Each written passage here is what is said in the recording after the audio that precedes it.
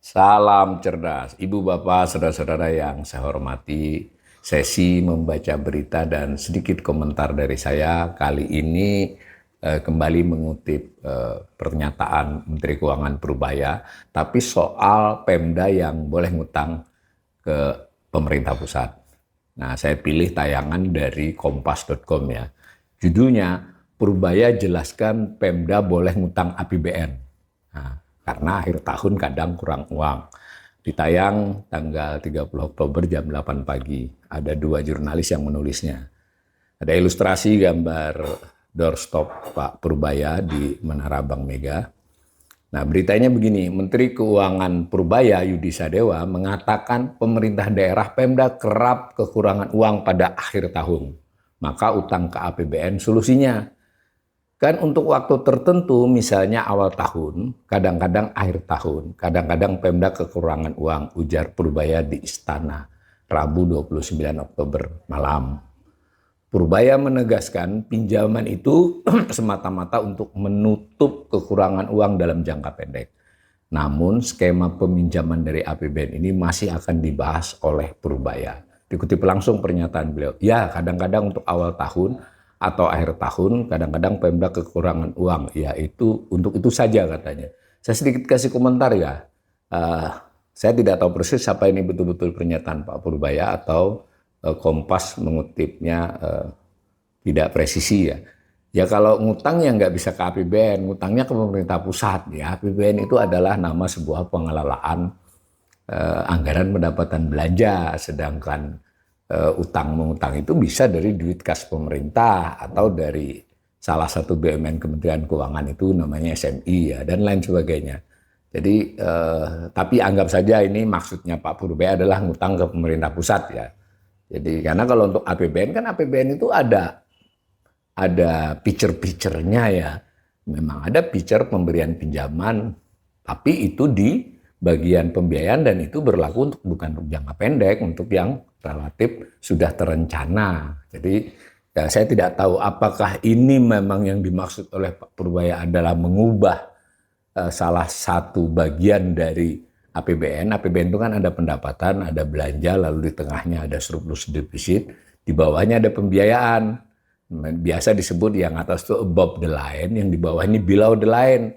Nah, kalau yang below the line ini pembiayaan ada yang bersifat pemerintah mencari utang, memberi utang menarik utang maupun membayar utang lama.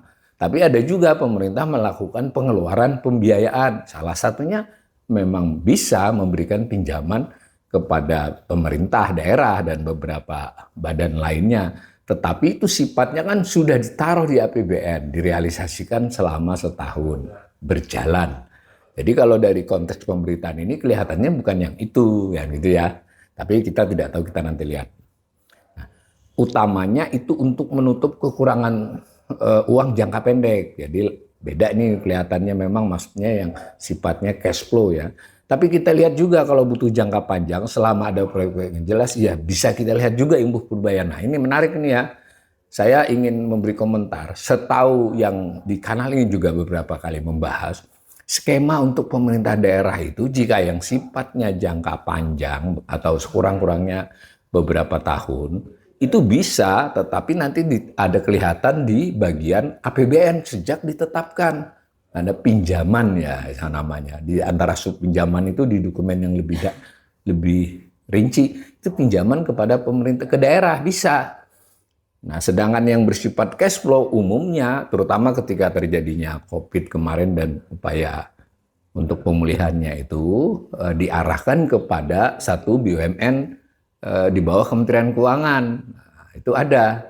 Nah, belakangan sebetulnya pemerintah tahun 2024 belakangan ini maksudnya ya kurang lebih sudah setahun, Sri Mulyani dulu mengeluarkan peraturan Menteri Keuangan tentang penggunaan saldo anggaran lebih. Jadi sebelum kejadian Pak Purbaya memindah aja itu kan hanya memindah, kalau ini menggunakan, di mana penggunaan itu boleh kepada BUMN dan Pemda. Nah, begitu juga ada badan lainnya. Jadi duit sal di pemerintah Jadi bukan APBN-nya ya, duit SAL itu tidak termasuk APBN kan. Tapi asetnya pemerintah, aset lancarnya pemerintah itu bisa dipinjam untuk keperluan jangka pendek selama-lamanya 3 bulan dan tidak boleh melewati tahun anggaran. Ya cash flow kan, jadi kalau terjadi seperti ini, skema itu bisa dipakai. Memang sedikit rumit karena kekurangan akhir tahun, masalahnya bisa dilunasi sebelum 31 Desember enggak. Kalau melewati melanggar PMK itu. Tapi yang saya ingin sampaikan ke sini, ya skema ini sudah ada aturannya sebelumnya gitu. Entah pelaksanaannya kan kita tidak dilaporkan.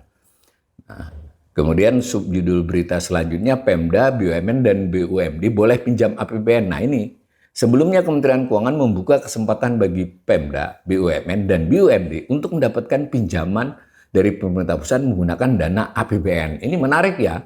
Kalau menggunakan dana APBN, saya pastikan sekali lagi menurut peraturan undang-undang dan itu adalah harus ditetapkan di APBN.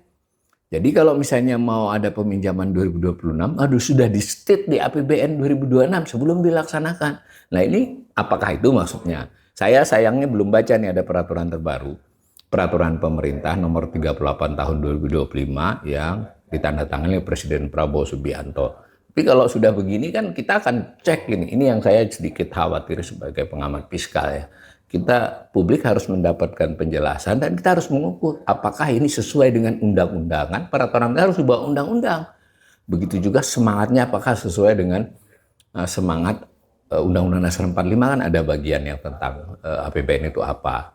Nah maka kalau soalnya adalah undang-undang dia bisa dilakukan judicial review, tapi kalau dia peraturan di bawah undang-undang kan bisa di PT-UN atau di apapun, paling nggak ada pembicaraan. Ini yang saya sedikit selalu mengingatkan. Dalam hal keuangan negara ini banyak sekali aturan dan publik relatif tidak tahu. Jangankan publik, ekonom seperti saya aja kadang nyari satu peraturan belum diunggah oleh pemerintah misalnya. Ini saya baca lagi, itu intinya membolehkan sekarang. Kalau selama ini kan nggak boleh. Nah, nggak ada dasar hukumnya. Sekarang boleh kata Dirjen Fiskal ya, Strategi Ekonomi dan Fiskal dulu namanya BKF ini, Febrio Kacaribu. Saya terus terang sedikit menanyakan ini. Loh, dulu sudah boleh kok. Udah ada angka-angkanya itu bahwa peraturan Menteri Keuangannya ada, kemudian prakteknya ada bahwa Pemda itu bisa pinjam, BUMN bisa pinjam, BUMD bisa pinjam. Cuma ada dua tuh, kalau misalnya dia di APBN, dia harus ada di APBN, di Undang-Undang APBN baru direalisasi.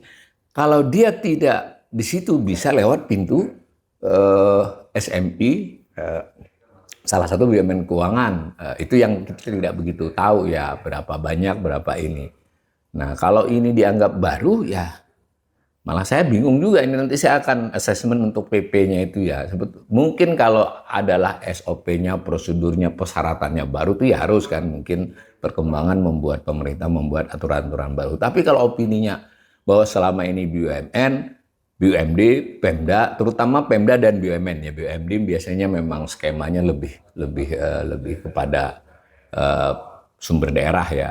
Itu enggak benar kalau menurut saya. Nah, lalu kalau menggunakan dana APBN ya bagaimana suaranya DPR ini? Ini kan wewenang DPR kalau ada APBN-nya. Beda nih kalau salnya itu memang lain kan. Itu sudah dikelola pemerintah, tidak ada di dalam APBN-nya. Nah, saya baca lebih lanjut, Febrio mengungkapkan saat ini pihaknya tengah menghitung batas maksimal pinjaman yang akan diberikan ke Pemda, BUMN maupun BUMD. Nah, ini tadi komentar saya seperti tadi ya. Meski begitu, dia tidak membeberkan lebih lanjut faktor yang menjadi pertimbangan Kemenq dalam memberikan pinjaman ke Pemda, BUMN, dan BUMD. Jadi masalah besarannya atau batas pinjaman, ya nanti kita hitung sesuai dengan permintaan saja. Nah, saya komentar sekali lagi bahwa kita publik mesti dapat penjelasan selama ini bagaimana, aturannya apa. Bukan. Kalau dikatakan tadi oleh Pak Febri nggak boleh, saya kira peraturan Menteri Keuangan membolehkan tuh 2024 dan sebelumnya juga kelihatan bahwa itu bisa dipinjam melewati jalur langsung ya, terutama ketika terjadi pemulihan dan COVID itu paling besar itu. Tapi di luar itu ya biasa itu pinjam. Nah ada yang jangka pendek, jangka panjang, lalu yang lewat APBN langsung Juga ada, tapi kalau lewat APBN bedanya dia harus dicantumkan dahulu di APBN karena di situ adalah hak konstitusional DPR untuk ikut menentukan seberapa besarnya boleh atau tidak, terlepas pembicaraannya ringkas. APBN itu adalah keputusan bersama pemerintah dan DPR ya. Nah, jadi soal batas pinjaman dan sebagainya nanti kita akan coba assessment juga aturan-aturan berdasarkan PP itu. Jadi saya sih setuju saja karena ini memang wajar ya cash flow, apalagi nanti Pemda banyak dipotong begitu, kemungkinan mereka harus cari pintu ngutang itu ya harus aman kan, jangan sampai malah ngutangnya ngawur. Nah, itu wajar saja kalau pemerintah memberikan pintu untuk ngutang, tetapi penjelasan semacam ini kan membuat kita jadi merasa loh, apa sebelumnya ini bagaimana?